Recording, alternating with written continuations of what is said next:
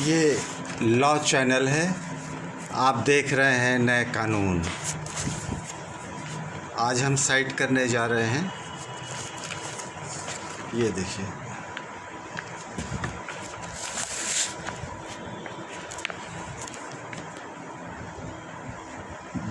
बीस 23 volume 1 high court page 446 Allahabad. ये मामला है क्रिमिनल प्रोसीजर कोड 1973 सेक्शन 441 ए। ये 441 बेल के नियमों का नियमन करता है और इसमें पॉइंट इन्वॉल्व ये है कि श्योरिटी की पात्रता के ऊपर है for more than one person and for more than one case. इसको थॉरली एक्सप्लेन कर दिया है इलाहाबाद, माननीय इलाहाबाद हाई कोर्ट में, क्योंकि ट्रायल कोर्ट में ये बड़ा कन्फ्यूज़न चला करता है कि अगर किसी श्योरिटी ने किसी जमानतिया की किसी मुलजिम की ज़मानत ले रखी है तो ये कह दिया जाता है, कन्फ्यूज़न पैदा होता है कि अब वो दोबारा ज़मानत नहीं ले सकता। लेकिन अब ये सारा कन्फ्यूज़न जो है माननीय उच्च न्यायालय इलाहाबाद ने ख़त्म कर दिया है। ये अभी जनवरी में आया है, ये फरवरी 2023 में रिपोर्ट हुआ है और जुडिशियल इंटरप्रिटेशन ऑफ क्राइम्स में। तो इसको समझ लीजिए, ये काम की नज़ीर है उन लोगों के लिए जो सिमिलर मैटर में फंसे हुए हैं। हेड नोट है, declaration by sureties held a person may stand surety for more than one accused person and in more than one case there is no bar for a person to stand surety in more than one case and also for more than one accused person।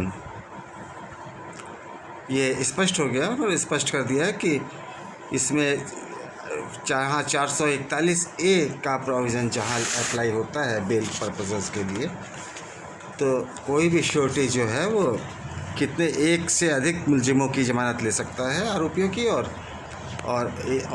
एक से अधिक मुकदमों में ले सकता है। ये मामला जो है माननीय उच्च न्यायालय के समक्ष जो गया था, ये लखनऊ का केस है। ये 482 रिट पिटीशन से गए थे ये माननीय हाई कोर्ट, और वहाँ इन्होंने ये याचना की कि हमें 3 केस में वांट किया गया है, ट्राई किया गया है, और हम चाहते ये है कि आप जो है हाई ट्रायल कोर्ट के लिए डायरेक्टिव इशू कर दें कि एक ही श्योरिटी जो है वो तीनों मुकदमों में जमानत लेने के लिए अख्तियार रखती है। तो कोर्ट ने इसको बिल्कुल डिटेल में इन्होंने एक्सप्लेन किया है, पैरा 8 में एक्सप्लेन किया है।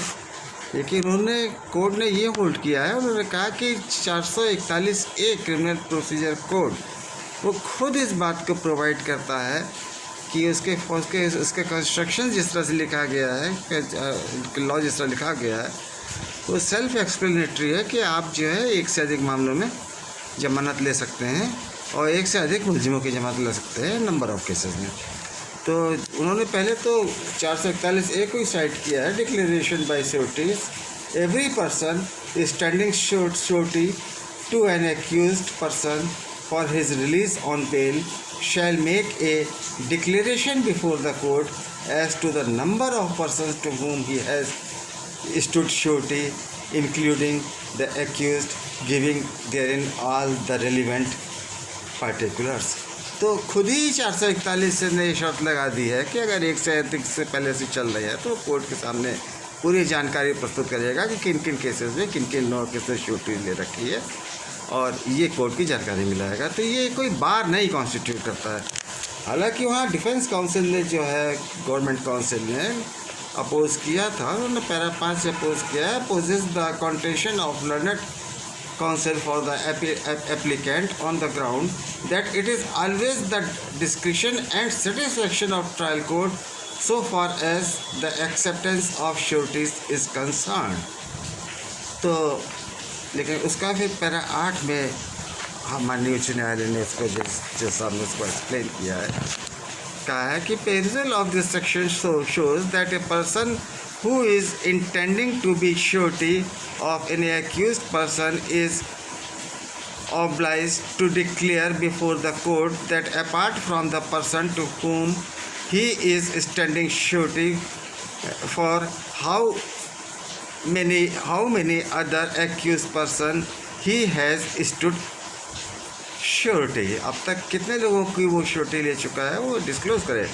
Therefore the texture of the section 441 441A of CRPC which has been introduced by way of amendment made in 2006 clearly reflects that a person may stand surety for more than one accused person and in more than one case. So there appears no bar for a person to stand surety in more than one case and also for more than one accused person. एक से अधिक व्यक्ति हो, एक से अधिक cases हो, सबकी जमानत ले सकता है, इसमें कोई रोक नहीं है। However, as stated earlier, the statute verification and the competency of surety will always be assessed by the trial court before the acceptance. कि ये ट्रायल कोर्ट का है, इसकी कॉम्पिटेंसी की और श्योरिटी की उसकी साख और उसकी वैधता की जो है जांच करने का उसका पूरा अधिकार होगा। और इस स्लाइड में this is also provided that while making a decision with regard to the acceptance of the sureties is directed as directed above, the magistrate or the trial court would have due regard to the ratio laid down by the Honorable Supreme Court in order dated Supreme Court का भी इसमें एक dictum है, उसका हवाला दिया है कि ट्रायल कोर्ट्स को चाहिए कि उस आदेश का सम्मान करें और उसे देखें। वो नज़ीर है Hani Nishad and Mohammad Irfan son of Vicky versus state of UP special leave to appeal criminal number 8914 to 8915 of 2018. It is with the aforesaid observation the application is finally disposed of. तो ये जिन लोगों के लिए ये लॉ जो है, जिनके लिए क्लिंचिंग है, जिनको ये प्रोड्यूस करने की ज़रूरत है, उनके लिए सुविधा है कि नीचे हमने अपना व्हाट्सएप नंबर दिया है, उससे वो ये नज़ीर हासिल कर सकते हैं। ये इसका नज़ीर तो फ्री है, लेकिन इसके प्रोक्योरमेंट के लिए और आप तक पहुंचाने के लिए जो है इसके ऑफिस का खर्चा करीब 100 रुपये बैठता है। तो आप व्हाट्सएप नंबर पर हमारे 100 रुपये भेज देंगे तो ये नज़ीर इसकी फ़ोटो स्टेट तो नहीं दे पाएंगे क्योंकि ये कॉपीराइट एक्ट में आ जाएगा, लेकिन इस नज़ीर का हम आपको PDF फॉर्मेट में आपको हम व्हाट्सएप पे इसको आपको अवेलेबल करा देंगे। और जहाँ आपको ज़रूरत हो कोर्ट में आप प्रोड्यूस कीजिए, किसी को प्रोड्यूस कर सकते हैं, किसी पुलिस स्टेशन में आप प्रोड्यूस कर सकते हैं। हालांकि ये तो कोर्ट का मैटर है, पुलिस की ज़मानत नहीं है। तो आपका बहुत धन्यवाद से सुनने के लिए, आपने टेंशन दिया, धन्यवाद। हम इसी तरह आपकी सेवा करते रहेंगे। हम हफ्ते में 2 नज़ीरें अपलोड करते हैं नए कानून में। क्लिंचिंग अपीलें नज़ीरें होती हैं जो नए कानून कोर्ट इस्टेब्लिश करता है, उनको हम डिफ़ाइन करते हैं यहाँ पे। तो आप इसको सब्सक्राइब कर लीजिए चैनल, जिससे आपको हमेशा आराम रहेगी, नया कानून आपको फट पता लग जाएंगे। धन्यवाद।